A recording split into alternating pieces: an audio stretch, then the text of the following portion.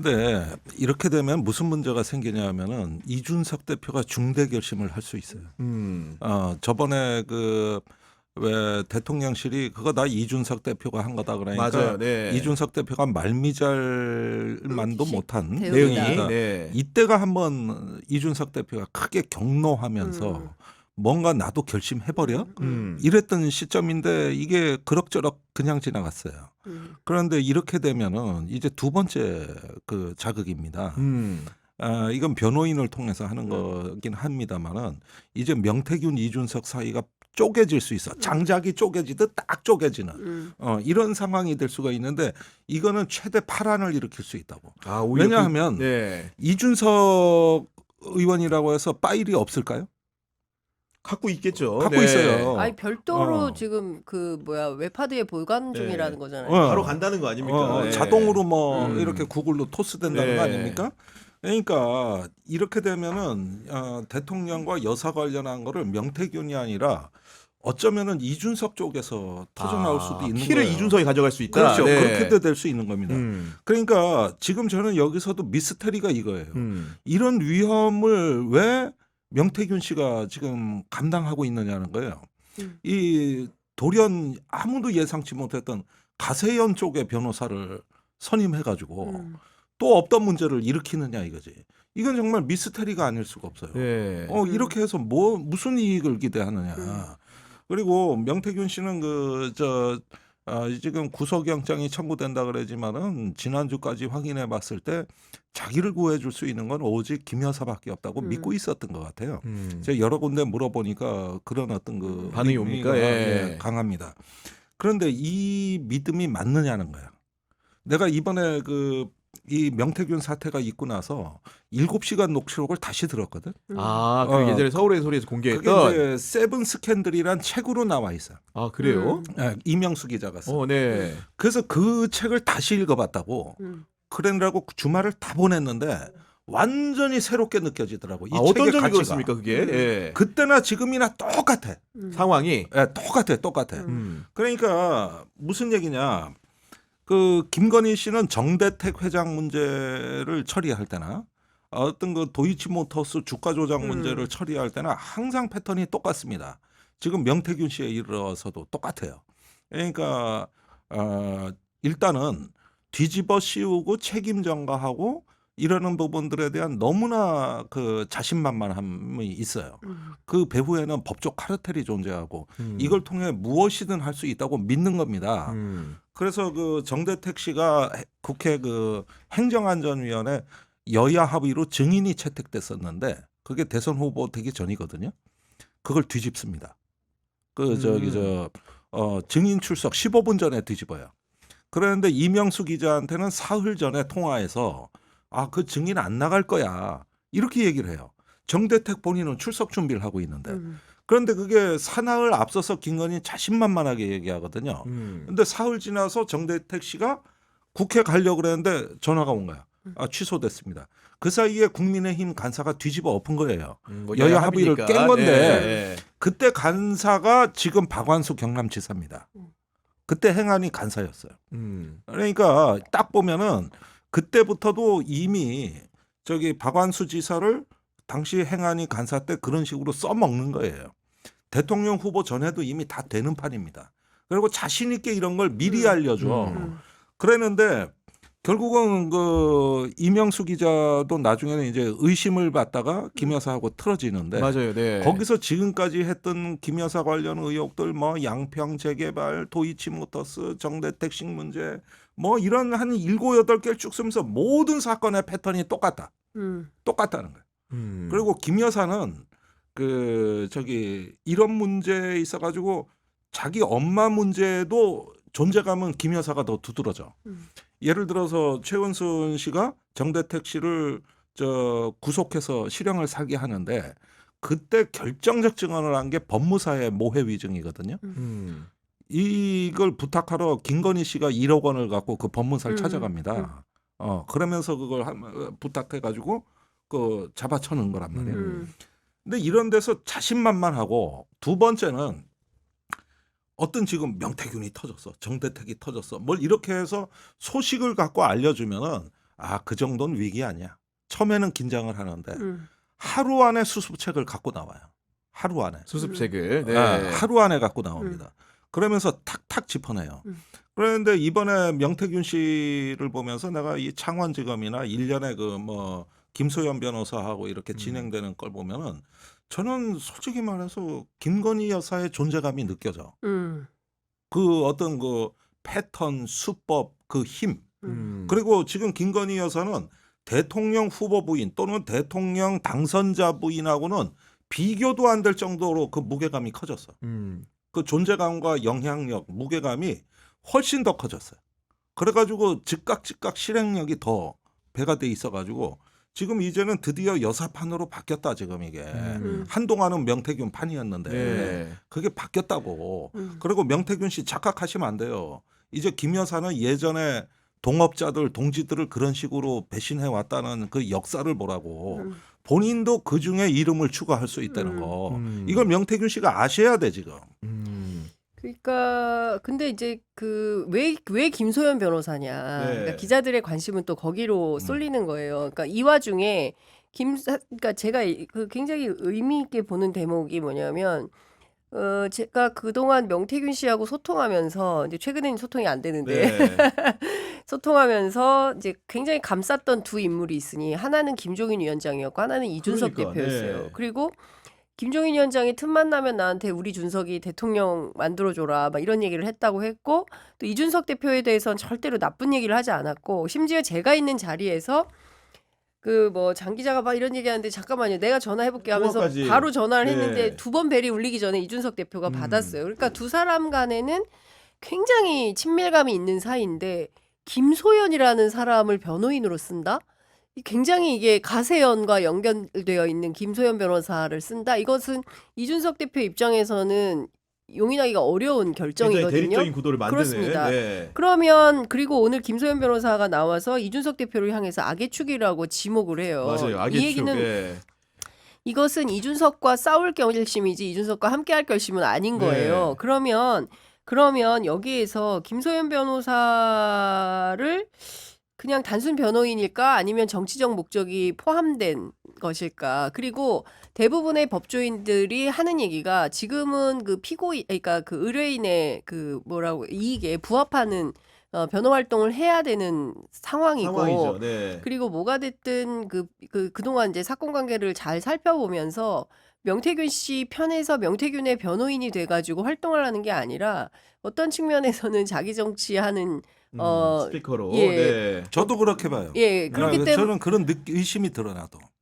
그 얘기를 이제 많이 하는 겁니다. 그러면 김소연 변호사가 누구로부터 어떤 관계에서 명태균 보호를 하는 거냐. 그러니까 경우에 따라서는 명태균 감시용 또는 명태균 너 자료 뭐 가지고 있어? 네. 얼마나 가지고 있어? 한번 견적을 내볼까? 뭐 이런 용도의 아닌가. 근데 명태균 씨도 굉장히 수가 보통은 아니기 네. 때문에 그러니까 이 사람들 간에 근데 그런 얘기도 해요. 그러니까 검사 그 이규원 검사는 무슨 얘기하냐면 다 똑같다. 그리고 이게 상황이 닥쳐오면 네. 사람이 다 비슷하다는 거예요. 내용이? 예. 그리고 그런 위치에 있는 사람들이 하는 게 그래서 그런 거 맨날 확인하고 수사해서 범죄 사실을 뽑아내는 게 검사들이 하는 일이다. 창원지검에 있는 사람들이 다 그렇게 하고 있을 거다. 근데 그렇겠죠. 명태균 네. 씨가 그걸 잘 모르고 오판하고 있는 거 아닌가라는 생각도 좀 어리석은 대응을 하고 있다. 이제 이런 얘기를 하기도 하는데 중요한 대목은 예를 들어서 명태균 씨의 의도와 다르게 뭐 예컨대 감시용이랄까 얼마나 가지고 있어? 그리고 그 배후에 뭐 친윤 용산이 있다고 한다면 그러면 명태균 씨 입장에서는 굉장히 덫에 걸린 이런 상황이 되는 거죠. 아니 그런데 명태균 씨가 수가 높고 판을 짜는 사람이라는 걸 난 인정을 하는데 네. 김건희 수도 그 못지않아요. 김건희 여사 수도 더 그렇죠. 높으면 높아지. 그래서 근데 주말 내내 김건희가 어떤 사람인가 이것저것 찾아보고 보니까 이 김건희는요 인간의 한계를 정확히 간파해요. 쟤는 돈에 약해. 너 지금 배고프지? 그러면 그걸 계속 자극할 수 있는 걸 뭘 던져요. 뭐 오면 캠프에 들어오면 1억을 줄게. 뭘 어떻게 할게. 또 너는 말이야 정에 약하지. 내가 누나가 돼줄게. 뭐 이런 식의. 그러니까 동생 잘 보살펴줘야지. 또 어떤 사람은 명예에 약할 수가 있거든. 그러니까 너 같은 사람이 잘 돼야지 하면서 계속 이렇게 보면은 어떤 한 인간의 그 어떤 한계, 그 사람의 취약점을 보고 거기에다가 말을 탁탁 꽂는다고. 그렇게 해가지고 주변에 묶어놓는다고. 그랬는데 문제는 이렇게 해가지고 만들어 나가는 자기 캠프가 아크로비스타에서는 실제 윤석열 캠프의 오다를 때릴 수 있는 수준이었어요. 그래서 딱딱 문제점을 찍어내고 정보를 흡수해가지고. 근데 그런 정보원들이나 이런 사람들이 다 김건희 여사한테 나의 약한 점을 보여준 사람들이더라는 거야. 그러니까 저 같은 경우는 주로 인간의 가능성을 보거든요. 아, 잠재적인. 네. 야, 이 사람의 가능성은 어디까지일까? 이 사람은 뭘 잘할 것 같은데, 저 사람은 이걸 잘할 것 같은데. 그런데 김건희 여사는 인간을 그렇게 보지 않아요. 딱 한계를 봐요. 여기까지일 것 같아. 여기서부터 너는 막혔어. 이걸 보고 접근하면서 누나가 해결해 줄게. 이렇게 보는 거야.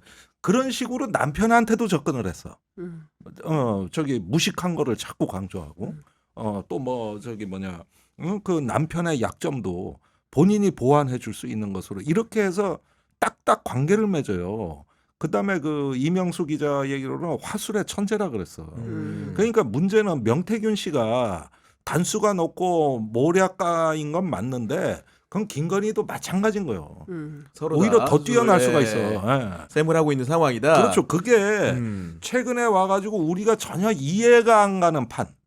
정말 이게 그 김수현 변호사 뭐 왜 쟤들이 왜 튀어나와? 네. 왜 이준석을 공격해? 이러면서 판이 바뀌는 데는 전 그럴 만한 이유가 있을 것이라고 봐요. 저는 어쨌든 뭐 이게 뭐 치밀한 수싸움을 영적 대화를 하시는 분들끼리 뭐 세게 수싸움을 하신다 하더라도 현실의 판에서는 중요한 거는 범죄 사실을 입증해내는 검찰의 역량이라고 생각을 합니다.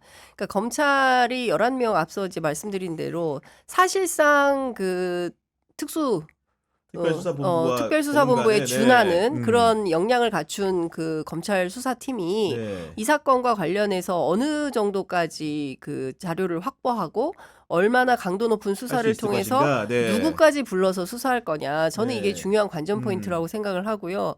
많은 법조인들이 얘기하는 대로 김영선 공천 개입 의혹이 핵심인데 김영선 공천 개입 의혹과 관련해서는 대통령이 자백을 하지 않았습니까? 그건 내가 김영선이 주라고 그랬는데 말이 많네 이렇게 얘기를 해버렸어요. 그러니까 이렇게 딱 떨어지는 범죄 사실이 있기 때문에 요걸 가지고 수사를 시작하면 그 대통령까지도 소환 조사 안 하면 안 되는 수준으로 가는 거다라고 보는 겁니다. 그러면 여기에서 심우정 총장이 결기와 용기를 가지고 자 대통령 목에 칼을 겨누는 그런 수사 결단을 할 거냐. 그렇지 않고 비겁하게 뭐 명품백 하듯이 도이치모터스 하듯이 이런 방식으로 하면 심우정 총장도 민주당이 탄핵하겠다라는 입장이에요. 네. 당신 수사 똑바로 지휘를 해. 그렇지 않으면 우리 당신 또한 또 다시 탄핵 할 수밖에 없어. 이제 이런 주장을 하고 있기 때문에 지금 제일 중요한 것은 영적 대화보다 뭐 그리고 명태균의 수와 김건희의 수가 중요한 것이 아니라 지금 중요한 건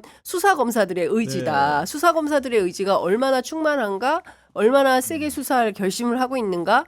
저는 이게 중요하다. 근데 제가 오늘 또 물어보니까 창원지검장 정유미 지검장 있잖아요. 정유미 지검장이 그러면 사실상 11명의 수사단장인 거냐. 그건 아니라는 거예요. 그렇죠. 그러니까 그 사람은 그냥 창원지검장일 뿐이고 이 수사 지휘는 대검에서 하고 있고 사실상 그 수사단장 본부장, 맞아요. 네. 특별수사본부장이 공석이다일 뿐이지 수사는 별건이다. 이런 얘기를 하고 뭐 그 얼마 전에 정유미 지검장이 뭐 입에 단내나게 뭐 수사하고 있다라는 얘기를 했잖아요. 근데 원래는 그거보다 훨씬 더 센 워딩을 준비했었다고 합니다. 근데, 예, 옆에 근데 그 다른 그 저 검사장이 발로 차가지고 아니 센 워딩을 못했다더라. 여기서 아까 그 다시 이제 이준서와 김종인을 그럼 김소연 변호사 오늘 왜 거명했는가 그 내용을 좀 봐야 되는데 네. 김소연 변호사가 뭐라고 얘기했냐면 그러니까 김영선 전 의원 캠프에서 총괄선대본부장이었던 명태균 씨 입장에서는 기존에 이미 전략공천 끝났다는 얘기가 다 돌았는데 뜬금없이 새벽에 이준석이 메시지를 보내서 전화해서 이런 것들이 다 촉발된 일이다. 그래서 아까 말했던 이준석의 악의 축이다. 이런 얘기를 꺼낸 거고 김종인 전 비대위원장에 대해서는 매일 명태균 씨하고 자문을 구하던 관계라고 하면서 심지어 사례를 듭니다. 2022년 지방선거 때 대구시장 선거 관련해서 검찰이 제시한 것 중에서 김재원하고 유영아가 단일화할 것 같냐, 명박사 어떻게 생각해? 이런 것들을 물어보는 내용이 있다고 말을 해주는 거거든요. 그러면 기본적으로 김소연 그 변호사의 전략이라는 것은 뭔가 이준석과 김종인으로 그 수사의 향배를 흘리기 위한 그렇죠. 이런 고도의 술책이라고 봐야 될까요? 예, 그러면서 네. 이제 다시 김 여사를 옹이하는 쪽으로 해서 명태균도 보호를 받으라 이런 뜻으로 해석이 됩니다. 그리고 이준석, 김종인하고 관계를 씻어라 이런 뜻으로 보여지는 거거든요. 그러니까 이게 창원지검 같은 경우는 수사 의지가 있을 수가 없는 게 아예 수사 대상에서 이런 얘기는 다 제외돼 있어요. 구속영장에도 없습니다.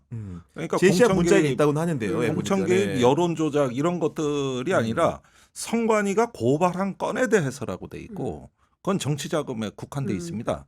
그 중에서도 선거법은 민기적하다 공소시효도 지나버렸죠. 소멸이 돼가지고 정치 자금 하나라고 했는데 그럼 왜 11명이나 달라붙고 왜 그러면 부산지검에서도 그러냐 하면은 사실은 분리될 수가 없는 건이에요. 이 공천 개입 건하고 정치 자금이 이게 표리 관계를 이루는 하나의 사건이지 이게 분리가 될 수가 없거든요. 근데 이 법기술자들은 분리합니다. 그러니까 만약에 공천 개입이나 여론조사를 하고 싶으면 그건 창원지검 소감이 아니니까 나중에 서울중앙지검이나 이런 데서 하려면 하라는 식으로 일단 경계를 짓는 건데 이런 법기술도 상당히 고급 두뇌들이 투입돼 가지고 연구를 해야 되는 거거든요. 그럼 여태까지 2달간 뭐 했냐? 분리 작업한 거예요. 분리 작업하고 그다음에 이게 제대로 되는지 안 되는지를 모니터링하는 거죠. 이게 한 달 전부터는 이 창원지검 수사에 대검이 개입을 한 겁니다. 네. 그래가지고 대검이 부산지검하고 대구지검 검사를 충원하는 여기에, 방식으로. 충원하는 네. 방식으로 파견이 된 거고 이렇게 해가지고 운영되다 보니 뭐 단내가 나서 했든 어쨌든 간에 기차는 정해진 레일 위로 다니는 것이지 그 철길이 없는 대로 기차가 어떻게 네. 갑니까? 그러니까 저쪽에는 대상이 아니라는 겨. 아니 기차 얘기를 잘하셨는데 그러니까 방향 전환을 하려고 하는 그런 찰나다 이런 분석이신 건데 그럼에도 불구하고 또 새로운 증거들은 또 한 방향을 다른 방향을 가리키는 보도들이 나옵니다. 그러니까 어제 오늘 계속 나온 건데 그 윤석열 대통령 취임 후에도 김건희 여사가 명태균 씨를 만난 정황이 이제 포착이 된 거죠. 어떤 네. 내용이냐면 여러 언론이 보도를 했는데 2022년 6월 13일에 김건희 여사의 첫 단독 일정이 봉화마을 방문이었는데 당시에 김건희 여사가 이용한 열차에 명태균 씨가 타서 면담을 했다라는 주변인들의 증언이 나왔습니다. 그렇습니다. 네. 그 특별 열차에 원래는 우리가 주목했던 것은 당시 김건희 여사 코바나 컨텐츠 지인이었던 뒤에 그 무용과 교수님 그분만 왜 이제 왔어? 뭐 이랬는데. 그렇게 굉장히 왜 사인이 같이 온 거야? 그리고 왜 그 샌들을 신었어? 막 이제 묘소에 참배가면서 어떻게 샌들을 신고 하는데 뭐 급하게 가다 보니까 그랬다 뭐 이런 등등의 설명이 있었지만 여하튼 그분이 굉장히 주목됐는데 명태균 씨가 그 얘기를 주변에 했다는 거잖아요. 내가 그때 열차에 있고 그 현장에 가지 않았기 때문에 내 존재가 드러나지 않았는데 내가 만약에 거기 현장에 있었으면 나도 들통날 뻔했다 뭐 이런 얘기를 했다는 거잖아요. 그러니까 중요한 포인트는 자신의 신분을 감출 수 있었다. 그러나 나는 특별 열차에 동승했었다라는 네. 걸 이제 김태열 소장한테 얘기를 했고 그게 이제 오늘 막 여러 언론에 보도가 된 거죠. 그러니까 그 정도로 친밀한 관계를 유지를 했었고 그리고 명태균 씨와 김건희 여사와 나눈 카톡이나 텔레그램이나 이런 것들은 제가 보기에는 일부는 검찰도 이미 확보를 한 걸로 언론에도 네. 보도가 좀 되고 있는 것 같습니다. 그러니까 이게 좀 저는 크게 봐야 될 거, 눈을 좀 크게 뜨고 크게 봐야 될 것 시야를, 같은데, 네. 예. 그러니까 이게 그 김종인 위원장, 그 다음에 이준석, 요게 한 파트가 있는 거예요. 그리고 제 이막으로 가면 윤석열 대통령이 있고, 그리고 김건희 여사가 있는 겁니다. 그리고 여기에 부수적인 존재들이 박완수 등등을 비롯해서 국민의힘 여러 중진 국회의원들이 있는 것이고, 저 하부 토대로 내려가면은 지방선거 출마자들 뭐 이게 뭐 이런 거죠. 뭐 아주 어디 뭐 유명한 고수가 있다는데 나도 가서 한번 좀 얘기 좀 들어볼까라고 올려오는 뭐 그런 사람들한테는 이제 돈도 받고 뭐 이렇게 했던 이런 정황들이 다 나오는 거 아니겠습니까? 그럼 이걸 다 털어서 수사를 하면 국민의힘은 살아남기 어려울 거예요. 예, 그래서 제가 어제 취재하니까 국민의힘에서 무슨 얘기를 하냐면 김건희 특검법에 수정안을 민주당이 낸다고 하는데 그 안에 공천과 관련된 의혹이 포함되어 있던가요? 명태균 게이트 중에 네, 포함되어 있던가요? 왜요? 그 공천 문제가 포함되어 있으면 28일 재의결하는 국면에서도 아마 우리 의원들 아무도 동의를 받기 어려울 가표 거다. 찍지 않을 겁니다. 왜요? 물어보니까 의원들이 뭐라고 얘기를 하냐면 그거 내 문제가 될 수 있는데? 아니 지금 108명 가운데 공천 안 받은 사람 있어요? 정진석 비서실장도 그때 공천 받은 사람인데? 그리고 지금 당선되지 않은 원외위원장들 그 사람들도 그때 다 공천 받았는데 이 사람들이 싹 다 반대할 텐데 그럼 우리 이거 못합니다. 이렇게 얘기를 해요. 그러니까 공천 문제가 포함되면 자기네들이 자멸적 상황이기 때문에 못 받는다는 거예요. 그런데 공천 문제 빼고 특검 할 수 있어요? 공천 개입 문제가 핵심인데 이게 이거 뺄 노태우 수가 게이트 없는 핵심이죠. 그렇죠. 네. 이거 핵심인데 이거 못 빼는 거예요. 그러니까 이게 일종의 딜레마적 상황에 있는 거다라는 거고 그럼 여기에서 어떤 방향으로 그 특검의 내용을 가져가야 되느냐 굉장히 제가 보기에는 골치 아픈 네. 이슈가 될 걸로 보이고 중요한 포인트는 그 명태균 씨가 김건희 여사와 상당히 오랜 관계고 제가 취재한 바로는 그 명태균 씨의 딸이 셋이 있는데 이 아이들이 김건희 여사를 고모라고 불러요. 고모. 그러니까 얼마나 가까우면 고모예요. 그러니까 뭐 여사님도 아니고 뭐 아줌마도 아니고 이모도 아니고 고모예요. 그러니까 아빠하고 상당히 깊은 관계니까 고모인 거죠. 그죠? 엄마하고 깊으면 이모겠지만.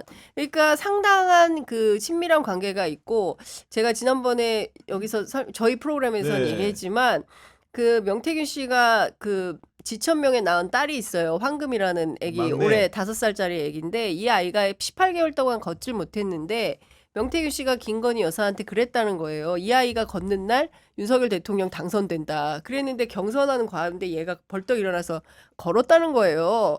그래서 진짜요? 김건희 여사가 펑펑 울고 뭐 막 난리가 나가지고 아 그런 얘기를 좋아했다. 방송에서 예, 저하고 인터뷰에서 한 네. 얘기예요. 그런 다음에 제가 완전히 기적이네요 했더니 기적 같은 일은 더 많아요. 막 이렇게 얘기를 하면서 그 다음에 이제 김건희 씨가 틈만 나면 명태균 씨한테 전화를 해가지고 걔 잘 걷고 있냐 이거를 체크를 했다는 거예요. 그러니까 그 정도로 이 사람들은 관계가 깊어요. 그리고 실제로 김영선 공천에 김건희 네. 여사가 개입한 단서가 유일한 단서기 때문에 이거 들통날까봐 뭐 전전긍긍했다라는 녹음 파일이 얼마 전에 또 나오지 않았습니까? 이걸 보면 관계는 매우 깊다. 그래서 이거는 파면 팔수록 자멸적 상황으로 갈 수밖에 없다는 그러니까요. 생각이 좀 듭니다. 아까 말했던 그 대통령 전용 열차 같은 경우에도 봉화마을 행위였던 거기도 뭐 조국 대표 같은 경우에 청와대 민정수석까지 했기 때문에 그 사실을 전하면서 기자들이 물었더니 청와대 재직 시에 딱 한 번 대통령 동반 공무로 타본 기차로 극보안 기차다. 어떻게 해서 사인이 이 기차에 오를 수 있었겠는가라고 반문하면서 사실상 이게 사적 남용일 수 있다 이런 얘기를 하더라고요. 네. 뭐 그렇게 볼 여지도 있죠. 근데 이제 대통령이 뭐 누구를 은밀하게 만난다든가 또 이건 이번 경우는 여사인데 보안 절차만 제대로 거친다면은 별 문제가 없어요. 절차적으로만. 예, 예. 사실은 대통령 그 주거지에도 민간인이 들어가니까. 근데 이제 철저히 사전에 신원 검증이라든가 보안 절차 그걸 준수했느냐 여부지 민간인이 갈 수도 있습니다. 그래서 이런 경우는 그냥 뭐 어디 열차로 오라 그래 했을 때 밑에서 어떻게 조치했는가를 좀 확인해봐야 되는 예. 절차상으로. 네, 그렇지. 뭐 대통령실 청와대 시절에도 더 민간인들 관광 가고 상춘제 같은 데서 대통령이 사적 모임을 많이 가지니까 예, 그런 부분들은 조금 더 내용을 살펴봐야 될 거예요. 근데 저는 요 국면에서 김종인 위원장에 대해서는 한마디 안 할 수가 없어요.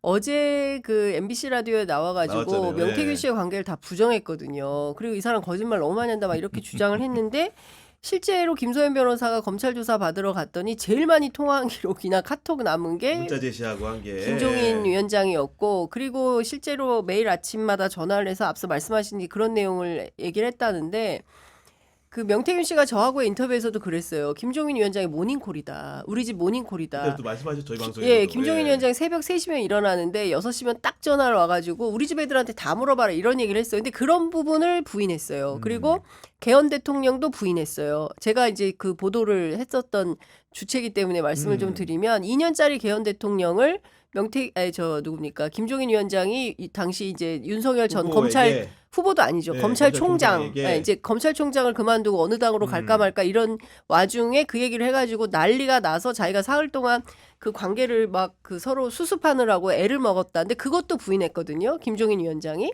어제 인터뷰에서. 내가 난 그 사람한테 개헌 대통령 이런 얘기를 한 적이 없어요. 이런 얘기를 했어요. 근데 그 부분이 만약에 나온다고 하면 이거 어떡할 겁니까? 그러니까 저는 이런 거예요. 그 차라리 입을 닫는 게 낫지. 이렇게 계속 뒤집어지는 그러니까 거짓의 연속이 되기 때문에 보수 전반에 대한 신뢰가 완전히 절멸적 상황으로 추락하고 있는 거다. 그러니까 입만 열면 거짓말이 계속 나오는 거. 그거는 뭐 대통령실도 마찬가지고 윤석열 대통령도 그렇지 않습니까? 그 신뢰를 잃어버리는 보수 참 걱정이다 이런 생각이 좀 들어요. 아니 뭐 명태균 씨가 난파 간첩입니까? 전부 관계를 부인하고 만난 적 없다고 그냥 맞아. 나도 손살에 치리게 봤던데 난파 만났으면 만난 거지. 참고로 명태균 씨는 반북주의자예요. 그 할아버지가 아니, 근데 이북에서 내려오셔가지고 이번 사건에서 이제 어떤 사법적 기준으로 보면은 가장 치명적인 그 공개는 두 가지인데 지방선거 예비 후보자 중에 한 명이 공천을 바라고 돈을 줬다는 진술이 나왔다는 맞아요. 거예요. 그렇게 했다고 합니다. 이게 가장 네. 이게 구속영장을 치는 데 있어가지고 아주 결정적이었고 범죄사실이 소명되기 때문에 두 번째는 명태균의 말을만 믿고 돈을 준 것이 아니라 아크로비스타에 가서 대통령 부부한테 인사를 하고 이런 부분들이 이제 명태균 씨 말에 신뢰성을 더해준 거거든요. 사실 말만 갖고 돈을 주긴 어려워요. 의심하죠 보통. 네. 1억이 넘으면은 보통 시의원 선거 비용보다 많은 그 돈입니다. 그 정도 거액을 쾌척할 수 있으려면은 뭔가 확실한 보증이 필요했는데 그게 바로 아크라비스타 방문 아니냐. 이런 부분들도 이제 이건 강혜경 씨가 공개한 내용입니다. 그러니까 이런 부분을 갖고 거액의 정치 자금을 받아낼 수 있는 이런 흐름들이 이번에 지금 지검 수사에서는 아주 핵심 중에 핵심이에요. 그렇다면은 김영선 의원 공천에 대해서도 당연히 창원지검이 들여다봐야 되는 겁니다. 왜냐하면 이게 9,700만 원이 김영선 의원이 명태균 씨한테 갔다면은 세비 반띵이라든가 이런 것들이 갔다면은 이게 공천에 대한 영향력을 빼놓고는 얘기할 수가 없는 거. 그러면 시의원 출마, 군수 출마자들은 그런 어떤 공천을 미끼로 돈을 줬다는 게 구속영장에 기재가 되고 사유가 되는데 왜 김영선 의원에 대해서는 안 되느냐는 거예요. 김영선 의원에 대해서 당연히 같은 잣대여야 되는 거거든요. 그렇게 되면은 명태균 씨가 아크로비스타건 김건희 여사한테 나름대로 실력 행사를 해가지고 공천을 줬고 그로 인해서 그거에 대한 어떤 보훈 차원의 정치 자금이 오고 갔다. 이게 핵심 내용이 된다면은 당연히 그러면은 이제 실제 아크로비스타 가서 만났는지 안 만났는지 이런 검증이 돼야 이 명태균 씨에 대한 수사가 제대로 되는 거거든요. 그러니까 지금 어떻게 보면 육성 파일은 안 나왔다 그러지만 대통령 육성 파일이 공개된 뒤에 나온 조각조각 나온 이 녹취 파일이 엄청나게 중요해요. 네, 맞아요. 엄청나게 중요하고 검찰이 또 확보했다는 그 진술. 카카오톡 메시지 등이라든가. 카카오톡 메시지 이게 굉장히 중요한 것들이 사건을 지금 구성한 나왔다. 겁니다. 완벽하게 거의 보면.